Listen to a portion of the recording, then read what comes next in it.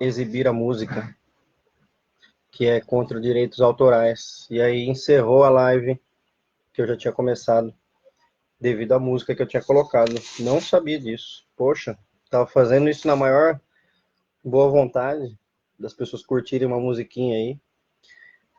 Mas direitos são direitos, né? Então, é isso aí. Vamos seguir o que manda a regra. Espera aí que eu já vou começar.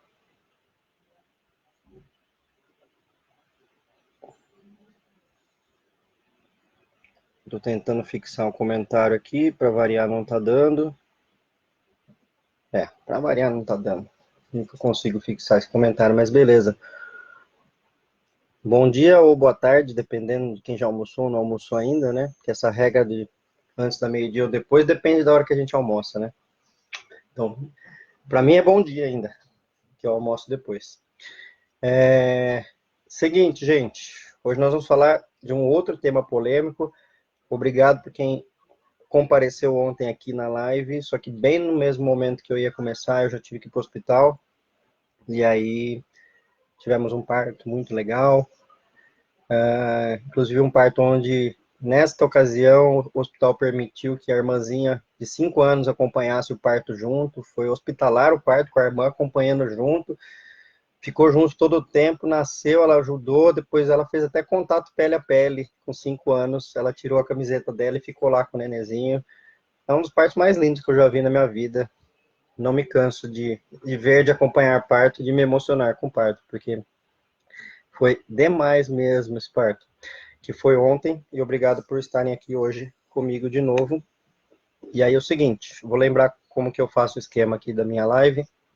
Introdução de 5 minutos, 40 minutos de tema e 15 minutos de perguntas no final. Então, se puderem guardar as perguntas para o final, eu fico agradecido, para que daí, no final de tudo, eu responda as perguntas, até porque quando eu estiver falando, eu vou acabar não prestando atenção nas perguntas, tá?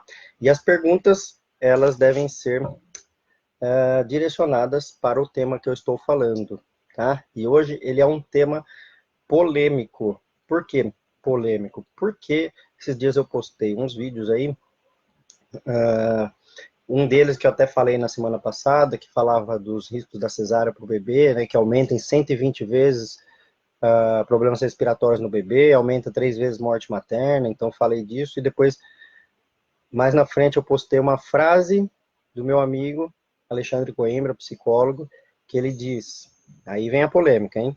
E aí nós vamos destrinchar essa polêmica. Ele diz, abre aspas, meu Deus, que cor tem a vida de uma mulher que diz, eu não quero sentir nada na hora do meu parto. Mas quem foi que desbotou a vida dessa mulher? Fecha aspas, Alexandre Coimbra. E esse é o tema de hoje, até porque isso gerou muita coisa. Muita gente veio falar sobre várias questões que eu vou abrir aqui com vocês agora, então eu só vou deixar por escrito aqui qual é o tema.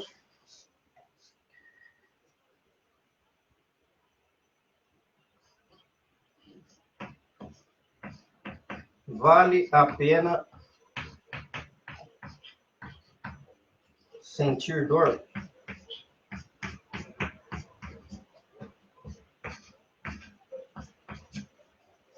Eu sei que está escrito ao contrário aí para o Instagram, quem está no Facebook comigo aí está escrito na posição correta, mas esse que é o tema de hoje. Vale a pena sentir dor? Pode ver que eu não pus nenhum ponto no final, nem uma exclamação, nem uma interrogação, justamente para deixar no imaginário de cada um qual que é o ponto que vem ali na frente, né? E aí o seguinte, quando a gente, então vamos lá, começando o tema propriamente dito, quando a gente fala a frase, repetindo, meu Deus, que cor tem a vida de uma mulher que diz eu não quero sentir nada na hora do meu parto, e vamos parar aqui, parece que a gente está julgando essa mulher, né? Quem lê só até aí, quem não lê até o final, quem não pega a semântica de todo o contexto, vai pensar que eu estou dizendo assim, olha, como que você pode estar julgando uma mulher que está dizendo que não quer sentir dor? Como que você, um homem, como que um homem vem falar de parto aqui, né?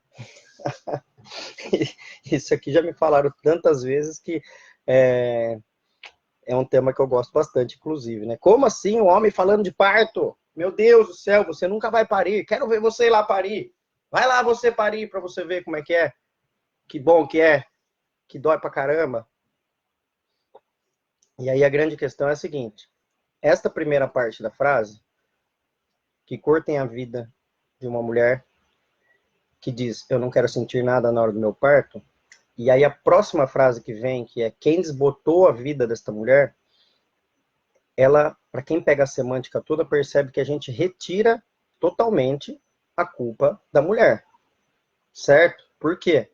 Porque eu não estou julgando a escolha da mulher, até porque a mulher que diz eu não quero sentir nada na hora do meu parto, ela tem vários motivos para isso. Podem ser motivos de medos, de coisas que ela não viveu ainda e falaram para ela que aquilo é assim ou assado, ou pode ser de coisas que ela viveu na pele dela, sentiu, doeu pra caramba, teve problemas relacionados ao parto anterior, e aí ela fala, agora no próximo eu não quero sentir mais nada. Então, não há um julgamento na escolha de falar que não quer sentir mais nada, mas sim na frase que termina isso. Quem foi que desbotou com a vida dessa mulher? E aí, a gente sabe quem foi que desbotou com a vida dessa mulher. E quem desbotou a vida dessa mulher foi a sociedade moderna em que nós vivemos. Porque na sociedade onde nós vivemos, onde tudo é rápido, tudo funciona, né? Estamos aqui rapidamente conversando entre 250 pessoas, somando Facebook e Instagram, de uma forma rápida, né? A gente acostuma com isso. A gente usa um aplicativo que você aperta e já sai funcionando a coisa. Você vai num fast food e come de forma rápida. Você se locomove de forma rápida, né? Na época do meu pai, ele falava, para vir lá do interior da minha cidade, de Dois Córregos, lá, para vir até São Paulo, demorava 10 horas. E era só estrada de terra, tinha que parar umas 5 vezes no meio do caminho. Hoje em dia, você vai em 3 horas para lá.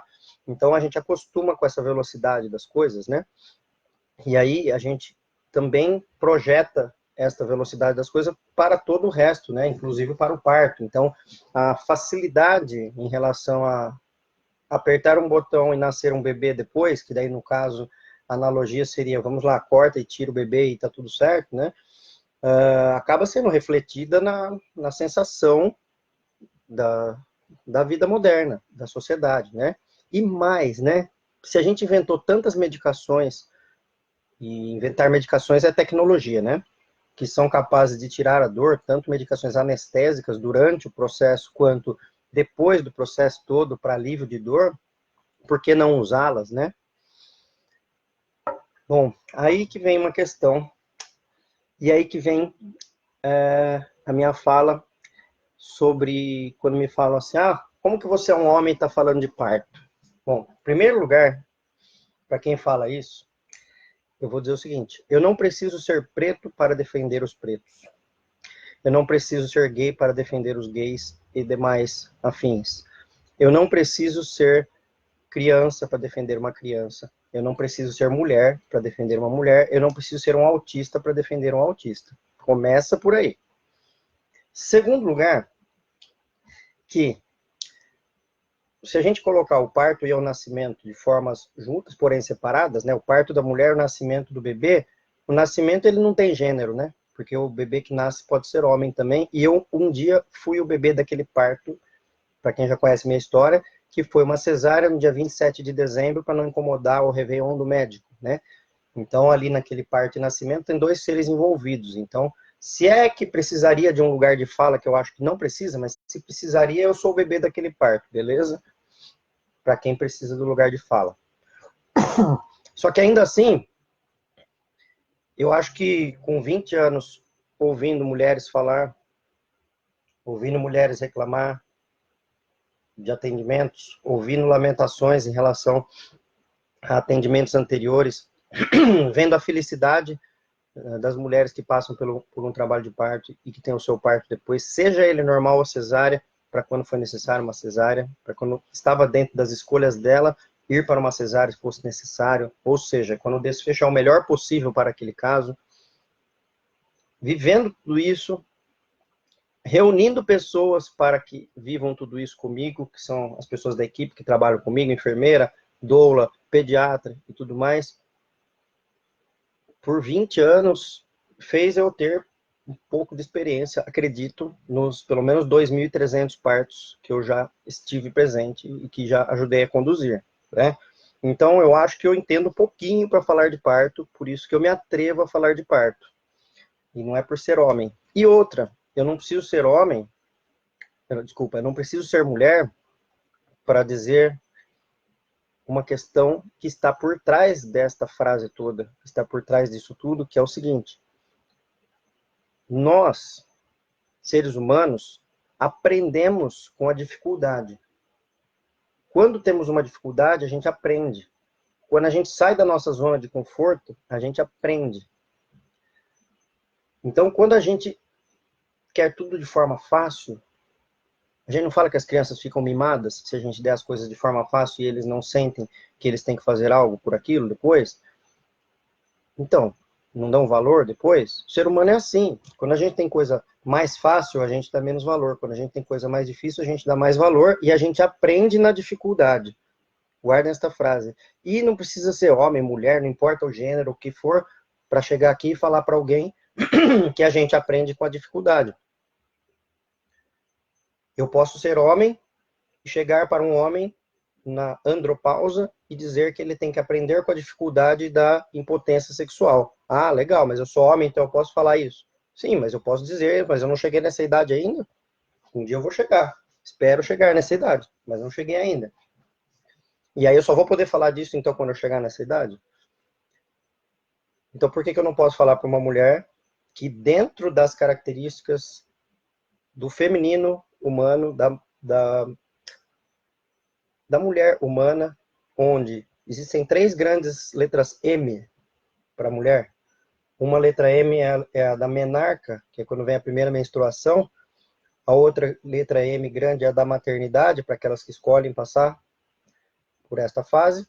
E a outra grande letra M é da menopausa, que é quando acaba a menstruação, né? Eu não preciso ser mulher para saber que existe isso, e eu não preciso ser mulher para saber que existem dificuldades nas fases.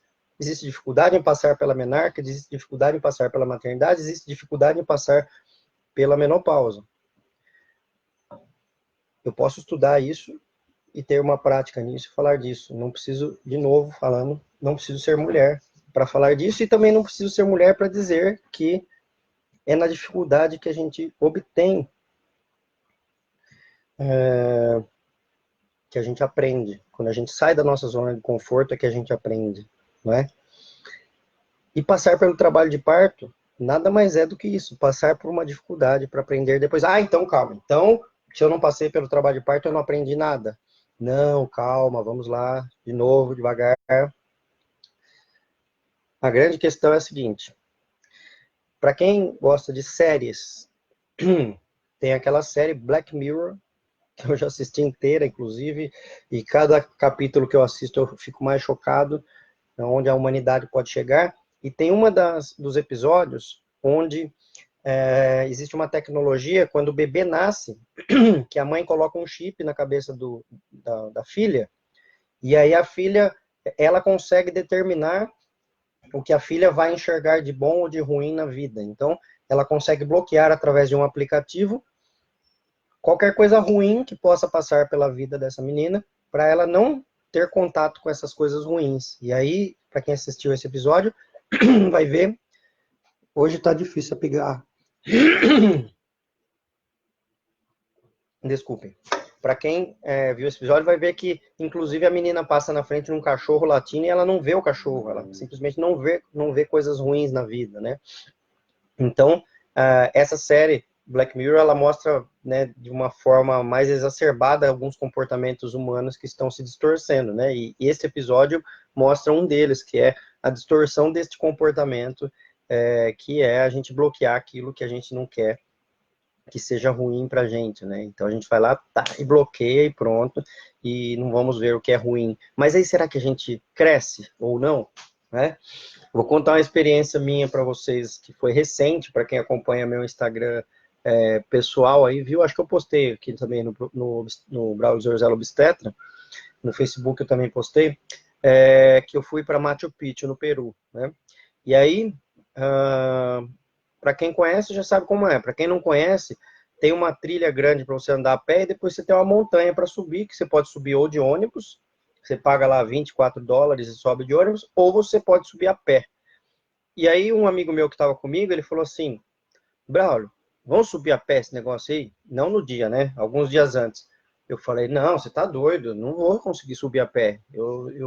Esses tempos aqui eu tô sedentário. Eu sempre fui de praticar esporte, mas faz um tempo que eu tô sedentário. Como é que eu vou subir a montanha a pé lá? Pelo amor de Deus. Se eu subir uma subida aqui na rua de, sei lá, de 100 metros, eu já chego cansado do outro lado. Como é que eu vou subir uma subida de uma montanha? E esse meu amigo falou, cara, eu também tô sedentário, olha minha barriga aqui. Esse meu amigo tem 48 anos. Ele falou, vamos aí, cara. O cara tava com o tênis descolado, pra você ter uma ideia. Eu falei, não, vamos comprar outro tênis, pelo menos. Ele falou, não, vou colar esse tênis aqui mesmo, com Super Bonder e vou. Aí eu falei, puxa, será que eu vou conseguir subir? Aí eu fui dar uma olhada no YouTube, com os vídeos da subida do Machu Picchu, e aí são 1.800 metros, né? São 1,8 km para subir em escadas, né? Eu falei, putz, se eu subir a escada do meu prédio até o 8º andar aqui, eu já canso, como é que eu vou subir 1.800 metros, né? Bom, topei o desafio, e aí chegamos lá no dia, tava -1 grau, eu tava com frio pra caramba, 2 calças, 2 blusas, só que daí o dia foi esquentando depois, aí tivemos que tirar as roupas e tal, e pôr na mochila, então ficou com uma mochila pesada ainda por cima, para levar água e tal, e aí começamos a subida, e sobe, sobe, sobe, sobe, meu Deus do céu, quando eu tinha subido um tempo ali, eu falava, não vou aguentar esse negócio, e eu já fui me martirizando, eu já fui dizendo, putz, nossa senhora, por que eu fui inventar isso? Pelo amor de Deus, e fui reclamando, sabe, ó céus, ó vida. Lembra aquela hiena do desenho? E aí fomos, né? E aí cada vez que descia alguém, que tem um pouquinho de gente subindo e um monte de gente descendo, né? Eu perguntava assim, quanto tempo falta? A pessoa falava, 30 minutes. Aí eu falava assim, ah, beleza, 30 minutos. Aí passava mais uns 10 minutos subindo, descia mais uma pessoa, falava, quanto tempo falta, pessoa? 30 minutes. Aí eu andava mais 15 minutos e descia alguma pessoa, eu perguntava, quanto tempo falta? Ela, 30 minutos. Eu falava, ah, não, pelo amor de Deus, gente. Alguém, por favor, fala 5 minutos, mesmo que seja mentira, me fala que falta só 5, porque todo mundo fala que falta 30, então nunca acaba esse negócio aqui. Até que eu cheguei 2/3 da montanha, e aí dá para você ver uma clareira e olhar para trás, e eu vi lá embaixo o riozinho que eu tinha passado, e umas pessoinhas passando, atravessando o rio, assim, parecia formigas, assim. Eu falei, puta merda, meu, olha até onde que eu já vim. Sério, deu uma sensação muito boa, assim, de, meu, consegui subir tudo isso aqui, e eu não sabia que era 2/3, mas eu imaginava ali pelo tanto do percurso, né? Eu falei, não, agora que eu vou mesmo, agora que eu vou conseguir. E aí o 1/3 final que faltava, eu subi com mais disposição, mais empolgação, o final eu subi correndo, os últimos degraus, deu um sprint final. Falei, agora eu vou correr esse negócio aqui. E subi correndo e cheguei lá em cima com uma felicidade tão grande de ter conseguido aquilo, que há uma semana atrás eu nem imaginava que eu ia conseguir subir, por estar sedentário e tudo mais, ser uma subida difícil, né? Quem já subiu sabe que é difícil, não é fácil, tive que parar 4 vezes no caminho, tomar quase 2 litros de água, mas o que eu senti naquele momento? Eu senti que existia um desafio, eu senti que passar por aquela dificuldade, que cada degrau daquele que eu subia valia no parto como uma contração a menos, né? No trabalho de parto a gente sempre fala, não, essa contração que aconteceu é uma a menos, é uma a menos, é uma a menos. Então vamos lá, cada degrau que eu subia era um a menos, era um a menos naquele final, quando eu peguei. Aquele final, para vocês saberem o que foi essa sensação minha, isso é a injeção de ocitocina, né? Que é um hormônio que dá essa sensação pra gente, vamos aí dar esse gás final, né? Que é o hormônio do parto, que ajuda no gás final do parto, principalmente, né? Bom, e aí o que importa dessa história toda? Importa que eu assumi um desafio ali e cumpri o desafio e me senti muito bem depois, no final desse desafio. Então, eu não preciso ser uma mulher para dizer que passar por alguma dificuldade e conseguir chegar num objetivo depois é muito bom. Eu não preciso ser uma mulher para dizer que dói fazer alguma coisa, só que doer eu estou aprendendo. Eu não preciso ser uma mulher para dizer que no instinto feminino humano e das mamíferas todas faz parte passar por processos de dor e a gente aprende com a dor. A gente nasce com dor, a gente as mulheres têm parto com dor e a gente às vezes morre com dor, a gente aprende com dor, né? O que importa é que a gente passa por processos de dor para aprendizado. Então, quando eu digo, voltando na frase inicial, meu Deus, que cortem a vida de uma mulher que diz, eu não quero sentir nada na hora do meu parto, o que, que eu estou dizendo? Eu não estou colocando a culpa nela, eu estou com dó dela, porque alguém tirou isso dela. Esse alguém pode ter sido até um parente próximo, pode ser amigo, pode ser a cultura que ela vive, pode ser a sociedade que ela vive. E olha que curioso, né? Aqui no Brasil, ou América Latina como um todo, tem essa cultura de que eu não quero sentir nada no parto. Se a gente for para a Europa, se tiver alguém me assistindo aqui que mora na Europa, que mora em países asiáticos, Austrália, tem algumas pessoas da Austrália que falam comigo, não é assim a cultura lá. Né? Agora, no Brasil, América Latina tem isso, não quero sentir nada. Mas sabe por que no Brasil é assim? E sabe por que o Brasil é a terra da cesárea? Porque aqui, no Brasil, o Brasil, e pode estender para a América Latina, tá? Mas vamos falar do Brasil. Ele concentra algumas questões peculiares, onde é um país que tem um acesso grande à tecnologia que já existe no mundo todo, tá? É um país que tem recursos naturais muito bons, portanto tem dinheiro, né? O Brasil não é um país pobre, o Brasil tem população pobre por distribuição errada de renda, nem vamos entrar nisso, mas o Brasil é um país que tem dinheiro, por isso que dentre os países subdesenvolvidos, o Brasil está sempre destacado entre os melhores, só que justamente por ele ser considerado subdesenvolvido, né, ele não atinge alguns patamares de excelência, que é o que ocorre em outros países. Então, por exemplo, a saúde pública do Brasil ela é deficitária, e isso gera um setor suplementar muito forte, onde as pessoas têm que pagar do próprio bolso a sua própria saúde. Né? Quando é num país como os Estados Unidos, por exemplo, que todos pagam sua própria saúde, a coisa fica equilibrada. Mas assim como é na Inglaterra, onde ninguém paga a sua saúde e o governo paga tudo, mas no Brasil a coisa é mista. Então o SUS não dá conta de tudo, alguém tem que ir lá e pagar do seu próprio bolso a saúde suplementar. Né? E aí os convênios eles surgiram lá na década de 70 e se firmaram na década de 80, e a ANS, que é a Agência Nacional da Saúde Suplementar, só se firmou mesmo, ela foi fundada no ano 2000, ou seja, ela começou a organizar o setor suplementar muitos anos depois, e só em 2012 que a ANS começou a falar de parto e organizar parto. E o que aconteceu, então? Num país onde tem um setor suplementar que se torna muito forte, atendendo 25% dos cidadãos brasileiros, e onde isso é desorganizado, e onde não tem uma organização em relação a todos os itens que podem ser cobertos pelo convênio, o que aconteceu foi que dentro dos convênios, não houve e não há até hoje cobertura adequada para parto normal. Por isso que tem raríssimos médicos que atendem convênio que aceitam parto normal. Aqueles que aceitam parto normal, ou eles aceitam o parto que chega o bebê nascendo, ou seja, eles têm pouco trabalho, ou realmente eles acabam não recebendo por um trabalho feito, que é estar disponível, ficar lá 12, 18, 20 horas, quantas horas seja. Então, por isso que tem pouquíssimos médicos no convênio, porque o convênio não cobre adequadamente parto normal. Isso gerou um grande mercado de cesárea. Do lado do SUS, o que acontece?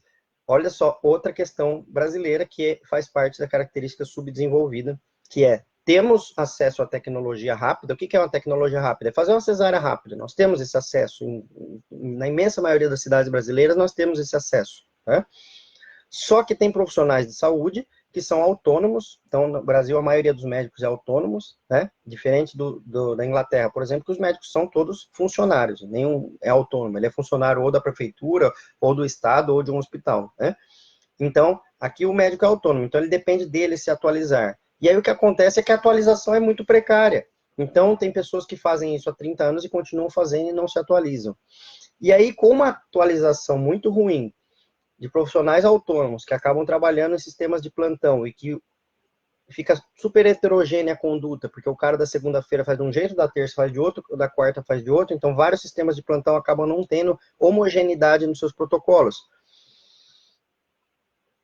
E principalmente não estar atualizados, o que acontece é que hoje, ano 2020, neste momento que nós estamos aqui conversando, tem alguém numa maternidade do SUS sendo atendida com um método que era preconizado há 30 anos atrás, há 20 anos atrás. Hoje, neste momento.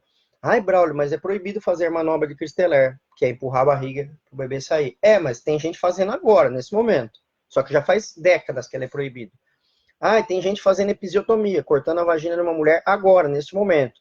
Só que já faz pelo menos uma década que não é mais recomendado que se faça. Então, o que acontece? Um parto num ambiente como o SUS, que gera um atendimento ainda, né, tem lugares que já está ótimo no SUS, mas muitos lugares ainda tem um atendimento muito ruim devido à falta de atualização, espaços que são às vezes comprometidos em relação à privacidade e tudo mais, às vezes salários mesmo podem ser ruins, e isso gera questão de desmotivação do trabalho das pessoas que estão ali dentro, não só do médico, da enfermeira, de todas as pessoas que estão ali dentro, excesso de volume de pessoas, isso gera uma receita que sai um bolo, onde esse bolo tem um grande número de violência obstétrica, que é falta de informação, falta de privacidade, desatualização, falta de equipe. Tudo isso gera medo nas pessoas. Tudo isso gera desconforto nas pessoas. Tudo isso, ai meu Deus do céu, eu vou passar muita dor lá, porque minha mãe, minha tia, minha irmã falaram que quase morreram, porque a dor do parto é a dor da morte. E eu acredito mesmo. Eu não sei, tá, gente? Lembrando, eu sou homem, eu nunca vou saber. E eu não estou me colocando nesse lugar. Mas eu ouço falar. E meu ouvido é bem bom. Eu escuto muito bem.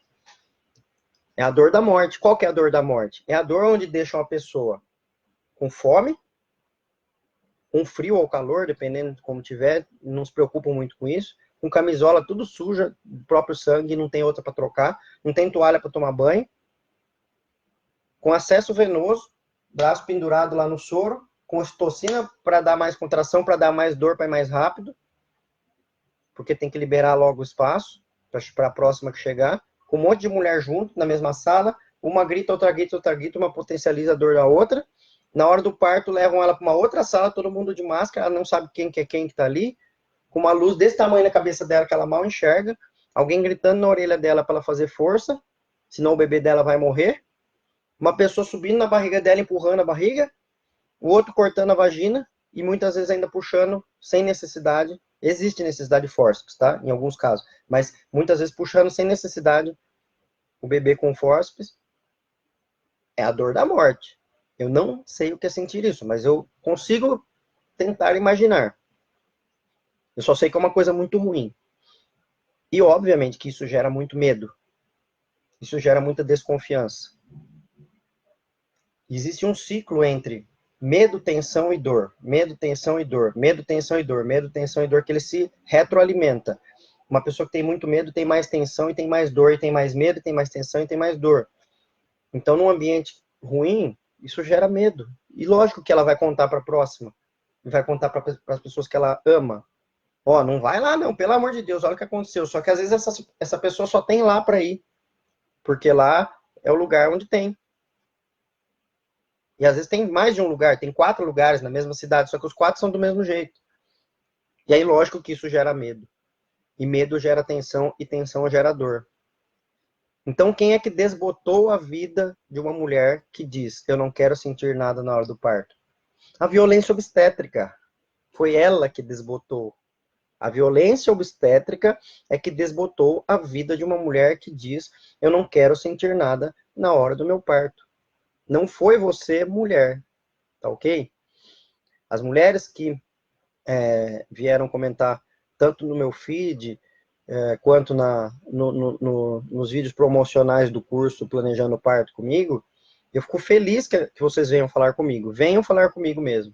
Podem vir falar suas angústias e dizer, ah, Braulio, você não sabe o que você está falando, você é homem. Pode falar isso. Eu gosto de ouvir isso. Ah, Braulio, como que você está julgando uma mulher que está dizendo que não quer sentir nada? De novo, eu não estou julgando. Eu estou julgando a sociedade que promoveu esse conjunto de coisas que levaram a este caminho que se chama violência obstétrica, no SUS relacionado a essas questões que eu falei, e no setor suplementar de não ter o atendimento adequado para um parto normal, de faltar o atendimento para o parto normal. E aí, então, a culpa é da mulher? Será? Ou a mulher é uma vítima disso tudo? A mulher é vítima disso tudo. E aí vem as 3 letras Ds da mulher em relação a uma escolha de uma desnecessária. O que é uma desnecessária? Uma cesárea que não foi feita por motivos técnicos, médicos, foi feita por outro motivo. Isso é uma desnecessária, que a gente usa esse termo, né? E quais são as 3 letras D da mulher? Vocês vão ver que eu postei aí no feed também, que é a letra D da dor, letra D da desconfiança e letra D da desinformação. E essas 3 letras D é que fazem com que uma mulher diga: eu não quero sentir nada na hora do meu parto. Dor por todo esse ciclo de medo, tensão aí que eu falei. Desconfiança, por quê? Será que eu vou conseguir? Fulana, Beltrano, Ciclano não conseguiram, será que eu também vou conseguir? Ou outra questão na desconfiança, será que meu bebê não vai passar da hora? É uma desconfiança importante.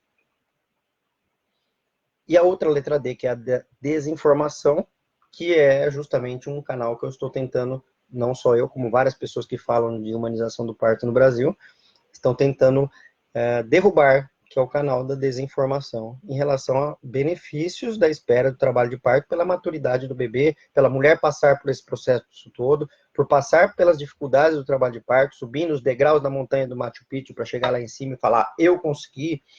Por que ninguém chega para um maratonista e fala assim: ô filhão, vem cá que eu vou te dar uma carona, por que você vai ficar aí correndo que nem um idiota, 42 quilômetros? Por quê? Porque ele quis correr. Ela quis, ele quis, as pessoas querem correr. Ontem eu estava vendo uma prova que tem em Nova York que as pessoas correm 5.000 quilômetros. Elas dão 5.600 voltas em volta de um quarteirão lá e correm 5.000 quilômetros por 52 dias. Eu falei: meu Deus do céu. Só que no mesmo momento que eu falei assim, meu Deus do céu, eu pensei assim: meu Deus do céu, eu não conseguiria. Eu não conseguiria nem correr uma maratona, imagina 5.000 quilômetros. Mas aí eu paro e já penso, falo: mas a pessoa que está correndo lá, ela está correndo porque ela quer. Deixa ela correr. Eu vou ser o invejoso que vou dizer assim: ah, não, não pode correr, não. Para que correr tanto? Porque eu não consigo, porque eu não quero? Bom, então o tema de hoje é esse. Já vou já abrir para perguntas. Só finalizando, vou falar de novo a frase que me inspirou para a live de hoje, que é: meu Deus, que cor tem a vida de uma mulher que diz: eu não quero sentir nada na hora do meu parto? Quem foi que desbotou a vida dessa mulher? E a resposta que eu dei para vocês agora, na minha opinião, quem desbotou a vida dessa mulher foi a violência obstétrica, onde está embutido todas essas questões que eu citei agora há pouco, e onde está embutida a tecnologia em excesso, onde a tecnologia está ultrapassando valores que são, de verdade, da essência humana. Aberto a perguntas, então vamos lá, calma, podem já mandar, eu vou atualizar aqui a parte do Instagram, se vocês puderem esperar um pouquinho. Teve bastante gente que foi falando, mas como eu falei, eu não ia lendo. E eu vou aproveitar, vou postar também um comentário aí meu, que é sobre, é um link que eu acabei de postar aí, que é o link para vocês participarem a semana que vem comigo, da semana do planejamento do parto comigo, semana do Planejando o Parto com Braulio Zorzella, que é do dia 20 a 24 de janeiro. Então, se vocês se interessarem, tá aí o link. Tá, o link está também na minha bio do Instagram. É só entrar ali, Planejando o Parto. Ele é 100% gratuito e online, a semana do Planejamento do Parto. É só mandar seu e-mail, escrever, que daí eu vou mandar para você alguns vídeos na próxima semana, durante os dias da semana, falando sobre planejamento de parto. Então, esta semana do Planejando o Parto, ela é gratuita, tá, gente? Gratuita. Entre lá, são alguns vídeos que eu já gravei, estão gravados, que eu vou mandar para vocês, falando de planejamento de parto. Agora, vamos lá para as perguntas relacionadas a este tema, lembrando, tá? Então, me desculpem quem fez perguntas que não sejam relacionadas a esse tema, que eu vou pular a pergunta.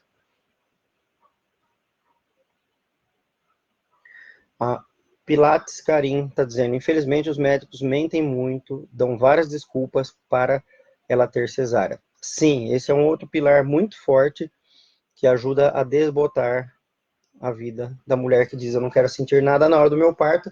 Por quê? Lembra que eu peguei os 3 Ds da mulher, que são dor, desconfiança e desinformação. Só que por trás desses 3 Ds tem outras letras Ds, das Ds necessárias, que são as que movem ou que criam essas letras Ds na mulher, que são, por exemplo, da parte do obstetra, médico obstetra, ou da equipe obstétrica como um todo, a letra D de disponibilidade ou a falta de, a letra D da disposição ou a falta de disposição, A letra D de dificuldade técnica, ou seja, não atualização, né? No sistema, todo o sistema hospitalar, de gestão e tudo mais, tem as letras D também, do desinteresse em relação a promover uma melhora imediata, né? A coisa vai a muito longo prazo. Um despreparo, ou seja, o que foi feito até hoje não está organizado da forma correta. E a letra D, que é bem forte também, que é a letra D de dinheiro, né? Então, são todas as letras D que movem as letras D da mulher. E, então, é multifatorial, totalmente multifatorial isso que acontece. Aqui no Facebook. Eu vou de novo dizer que hoje eu estou respondendo questões de violência obstétrica, questões relacionadas a esta escolha da mãe em relação a ter uma cesárea porque tem dor, ou porque não quer passar pelo sofrimento do parto normal, ou porque não quer sentir nada na hora do seu parto. A Isamara Victoria está perguntando: se eu sofrer violência obstétrica na hora do meu parto, o que eu devo fazer? E aí o que deve fazer é denunciar. Quando a coisa não vai pelo amor, vai pela dor.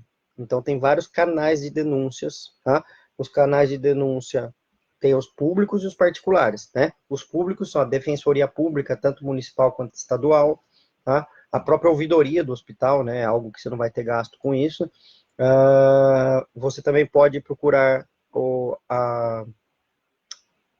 meu Deus, fugiu agora não, já vou lembrar. Dentro do âmbito particular, você pode procurar algum advogado. Lembrei, no âmbito público, Ministério Público Federal. Então, você pode procurar Defensoria Pública, Ministério Público, tanto estadual quanto federal, dependendo do âmbito que foi. E no particular, você pode procurar advogados pelo Google. Aí vocês conseguem achar vários canais de denúncias de violência obstétrica em cada estado, em cada cidade.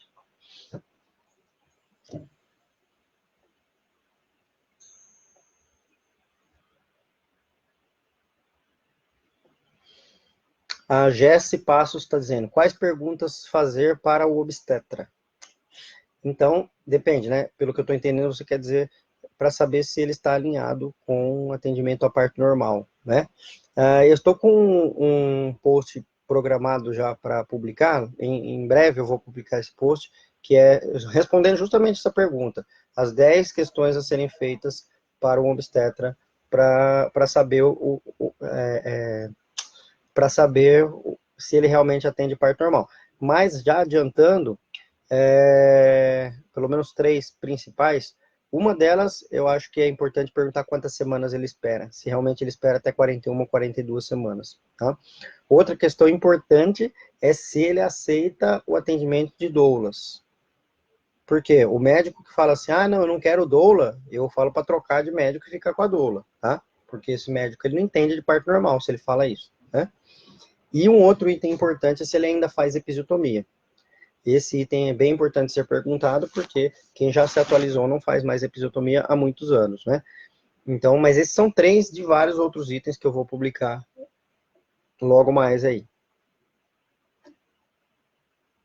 A Raquel Victorino. Raquel Victorino. Existe algum remédio, medicamento que ajuda a aliviar a dor do parto normal? Sim, Raquel, existe. Né? Primeiro, antes de medicamento, existem outras questões. Lembra que eu falei do ciclo dor, medo e tensão? Dor, medo e tensão? Então, se a gente quebrar o medo, né? Para isso que serve o pré-natal, para preparação para o parto, para tentar tirar, limpar alguns medos aí que possam estar atrapalhando. Não é que a pessoa não vai ter medo nenhum, né? Quem não tem medo nenhum não se protege muito, né? Um pouquinho de medo é importante, né? Mas é importante colocar os seus medos nos lugares certos, nos degraus certos, né? Então, se eu tenho medo de parto de cesárea, eu preciso ter um medo de parto e um medo de cesárea, porque os riscos são proporcionais, né? Então, colocar os medos no lugar certo já alivia a dor, e a pessoa que ajuda muito isso no pré-natal é a doula, né? Outras pessoas que podem ajudar isso no pré-natal também são as outras pessoas da equipe, como enfermeira obstetra, médico obstetra, fisioterapeuta, ou mesmo uma psicóloga que vai pegar e te ver toda semana para fazer algo para melhorar. E no parto tem um monte de métodos não farmacológicos de alívio de dor, por exemplo, vários deles ligados à água quente, né? Então tem bolsa de água quente, tem chuveiro, banheira que ajuda pra caramba, né?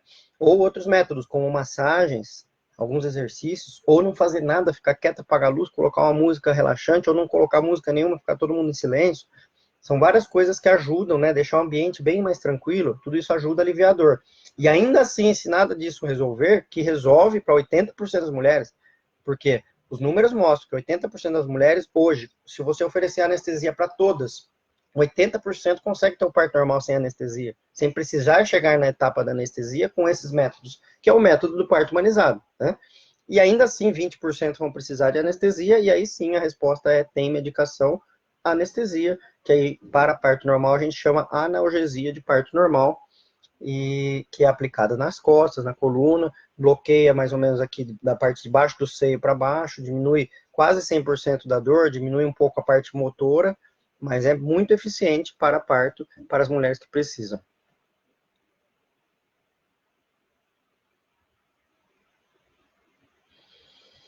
Ó, a Rayane Almeida está perguntando uma coisa que tem um pouco a ver com o que eu estou falando hoje, então eu vou responder.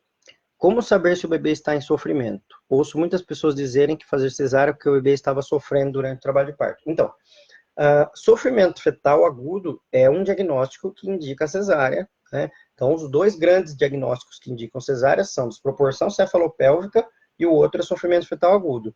Em termos leigos, desproporção cefalopélvica é o bebê que não tem passagem, tá? E em termos leigos, sofrimento fetal agudo é o bebê que não tem oxigênio. Então, as duas grandes indicações de cesárea que existem são não ter passagem ou não ter oxigênio. Ou os dois, por não ter passagem, acaba diminuindo a parte de oxigênio. Então, a cesárea está sempre ligada a isso, a falta de passagem ou a falta de oxigênio. Então, para saber se o bebê está em sofrimento fetal, o grande padrão, padrão ouro, é o batimento cardíaco do bebê. Aí tem vários padrões, quando eu falei disso, de fisiologia do parto, de acompanhamento do parto, eu expliquei com mais detalhes isso, mas são vários parâmetros que a gente vê no batimento cardíaco fetal do bebê. Pode ter algum sinal associado ou não, por exemplo, o mecônio durante o parto. Lembrando que o mecônio por si só ele não é sinal de sofrimento, mas se tiver batimento cardíaco alterado, sim, ele é. Então, ele é um sinal complementar de sofrimento fetal. Então, tem como saber, óbvio, e aí esse justamente é um dos motivos de ser feita uma cesárea. A Lohane Melo está dizendo, sobre ocitocina, posso recusar a todo momento? Queria ter meu parto mais natural possível. Então, Lohane, tudo que a gente coloca em relação a plano de parto, né? Aí vamos abrir um pouco para todo plano de parto, né? O que é plano de parto? Plano de parto é uma lista de coisas que você vai fazer, que você vai elencar de coisas que você quer e de coisas que você não quer. Basicamente é isso, um plano de parto, tá? O que eu sugiro no plano de parto, e aí para quem quiser participar comigo na semana que vem, é justamente sobre plano de parto, tá? Eu sugiro que no plano de parto você coloque do lado das coisas que você não quer, tudo aquilo que realmente não precisa nunca. Ou seja, ou que é até proibido. Por exemplo, do lado do que não quer, manobra de Christeler. Eu não quero em hipótese alguma, porque em nenhum caso deve ser indicado manobra de Christeler, porque o custo-benefício não adianta. Ela é uma manobra super forte que ajuda o bebê a sair, mas pode dar lesão cerebral no bebê, por exemplo, pode fraturar a costela da mãe, pode lesar o fígado, o baço da mãe, então não compensa. Então, manobra de Christeler, por exemplo, está na coluna das que você não quer de jeito nenhum.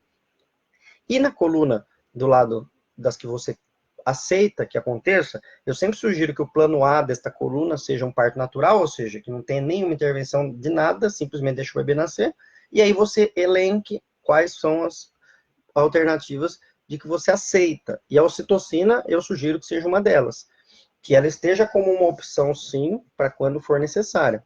Mas aí, falando especificamente da ocitocina, o que eu acho importante sempre é que a ocitocina esteja sempre em bomba de infusão, que é uma bombinha que coloca lá no soro para controlar exatamente a dose que vai receber. Porque a ocitocina é uma medicação extremamente eficiente, ela funciona muito bem, ela em 2 minutos que está na veia da pessoa, correndo, ela já está funcionando. Se passar da dose, a pessoa tem muita contração além do que deveria, né? Então, nos casos onde tem indicação de ocitocina, beleza, deixa como eu sugiro que deixe com essa abertura. E quais são esses casos? O caso onde precisa induzir um parto, caso onde precisa conduzir um parto. O que é conduzir um parto? Um parto que já estava acontecendo, de repente tudo parou e a mãe já está cansada e está precisando continuar e terminar esse parto. Então, tem alguns casos que tem indicação de ocitocina, então eu sugiro que deixem aberto. Temos 12 minutos, enquanto eu vou ler uma pergunta aqui. Lembrando aí que tem o link, deixa eu até colar aí de novo aqui, que eu não consegui. Outro dia, uma vez só na vida, eu consegui fixar um comentário, né? Mas não consigo fixar, não.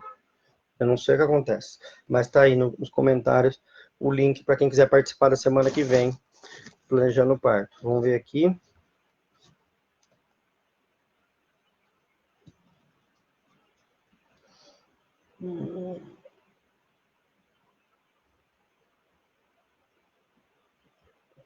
Só citar rapidamente aqui duas perguntas que não tem a ver, mas para não deixar.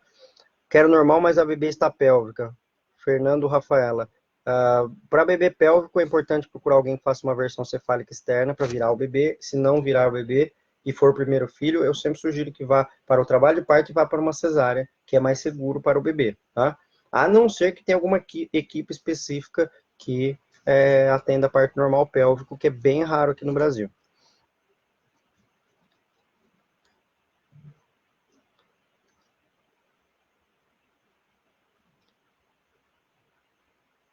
Fernanda Portela está dizendo, muitas maternidades aplicam Buscopan e Plasil e acaba atrapalhando o parto. Qual a sua opinião? A minha opinião é que, assim, em termos de medicação, realmente usa bastante. Buscopan, Plasil e glicose. Né? Tem gente que põe o apelido de Buscosil. O que acontece é que ela não atrapalha o parto, né? Ela pode atrapalhar no sentido de ter que pegar veia, a pessoa tomar uma medicação, mas ela não atrapalha o parto, até porque se o Buscopan conseguisse segurar o trabalho de parto, era só a gente dar Buscopan para quem tem parto prematuro que ia segurar o parto, né? O Buscopan não segura parto, tá? A grande questão dessas medicações para serem usadas na hora do parto é que elas não têm comprovação científica de que elas realmente têm um efeito, né? Então a gente chama de uso empírico, a pessoa faz um teste ali, vamos ver se dá certo. Mal não faz, né? Só que a parte ruim é que algumas pessoas têm alergia do Plasil, né? Aí fica um baita efeito ruim depois do Plasil.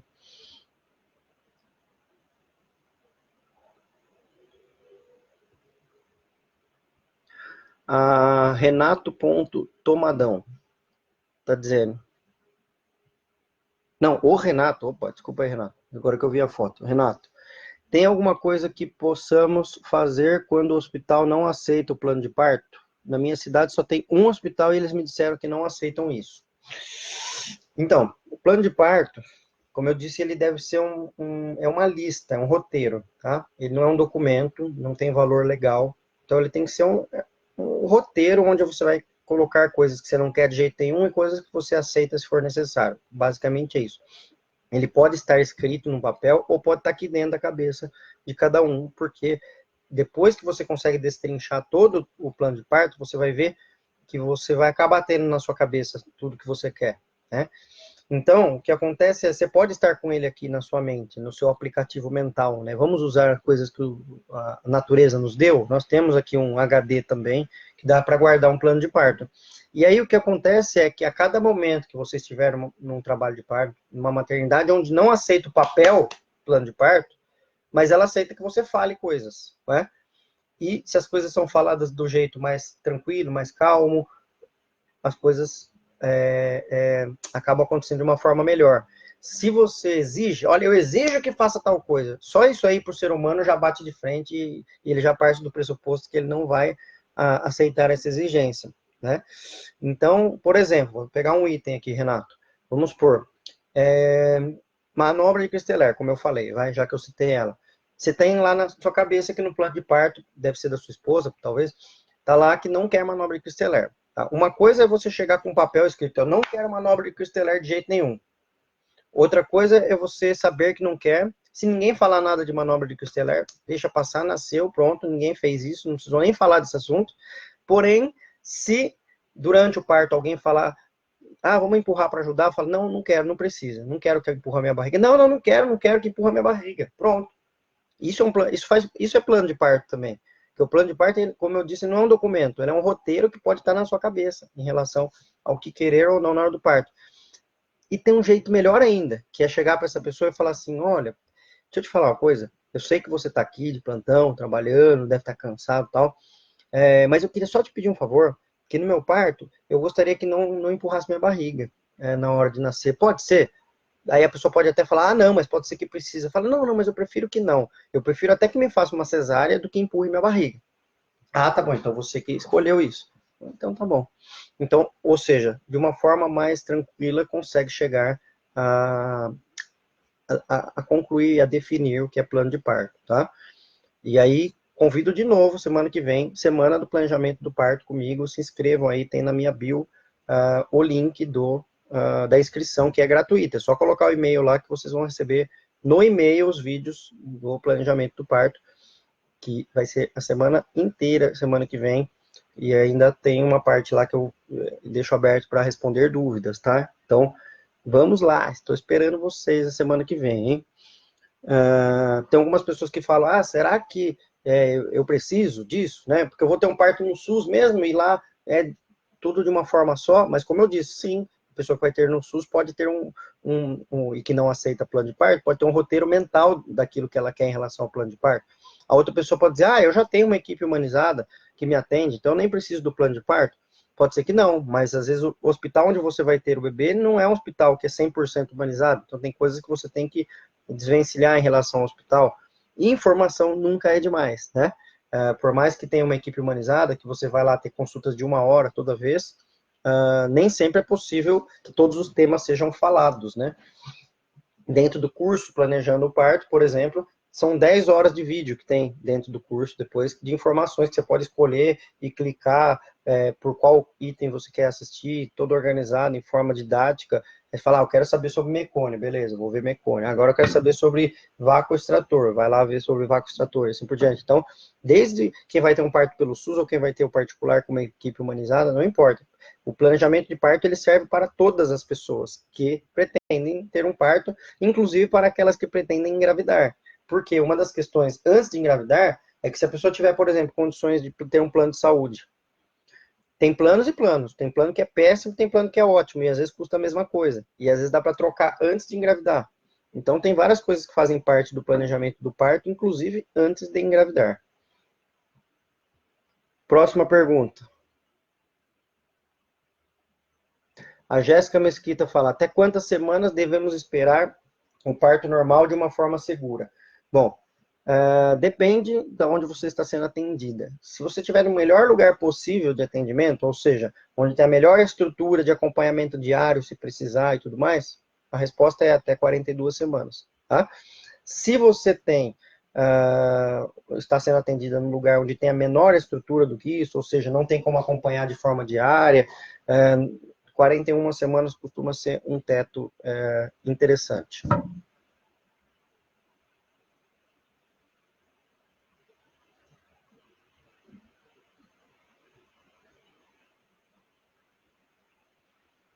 A Rafaela R. Locks está dizendo, quando é diagnosticado o sofrimento fetal, a cesárea é garantia de salvar o bebê de sofrer danos ou ainda há riscos? Então, seguinte, Rafaela, uma grande questão é que esse nome sofrimento fetal, quando a gente fala, olha, o bebê está em sofrimento fetal, na verdade o que a gente está querendo dizer é que o bebê está na iminência de sofrimento fetal. Existe uma grande fase entre o tudo bem e o tudo mal, que é essa fase de iminência de sofrimento fetal, que é onde ainda não está acontecendo nada com o bebê, porém daqui a pouco vai acontecer. E é nesse momento que se indica a cesárea. Tá?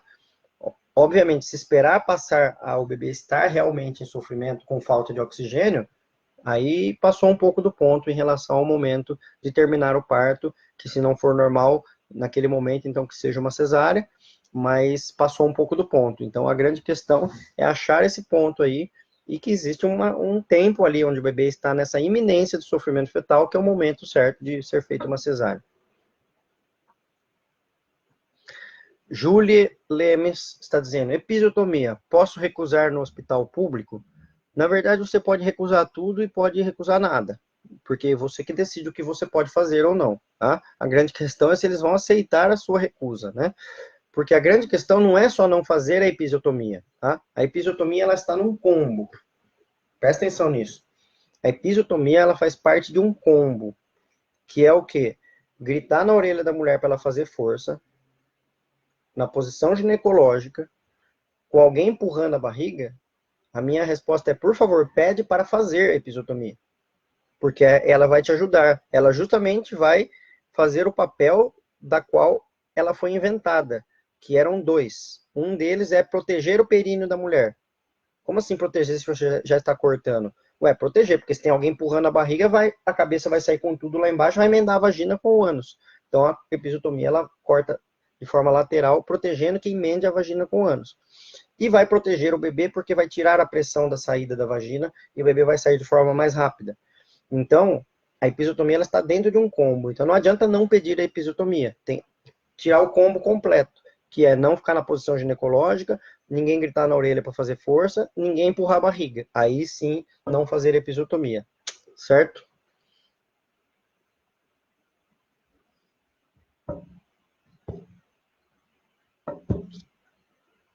Ó, a Tati Latanzi, que é minha amiga de Macaé, do Rio de Janeiro, inclusive estarei lá esse ano, né? Tati já está combinado aí. Teremos um evento em Macaé esse ano. Acho que o primeiro passo é conhecer e ficar íntima do local por onde o bebê vai passar, que é a vagina, né? Primeiro passo para não ter medo de sentir nada no parto. Também acho, não sei se é o primeiro, mas eu acho que é um passo importantíssimo, que é justamente é, conhecer, se autoconhecer, conhecer seu corpo, pegar, olhar no espelho, abrir, colocar a mão, enfiar a mão, tirar a mão, mexer no períneo. Ai, meu Deus, eu não colhei, não tenho coragem de olhar para a minha vagina. Isso acontece muito. E não é um julgamento, de novo, tá? Mas acontece muito. Por quê? Porque isso vem inserido na cabeça, lá atrás, né? Quantas mães que não falam para as filhas de 4 anos, tira a mão daí que é feio. Isso fica gravado na mente da menina depois. Não faz isso, não senta com a perna aberta desse jeito que é feio, menina, sentar assim, não é? E também não é culpa delas, né? Porque as avós falaram isso para elas e as bisavós falaram isso para elas também. E assim vai, né? Então a grande questão é desconstruirmos, né? Sempre daqui para frente, em relação a essas questões que fazem com que a mulher nem conheça seu corpo, nunca olhou para a vagina, nunca olhou para sua vulva, eu não tenho coragem de olhar. Então vamos olhar.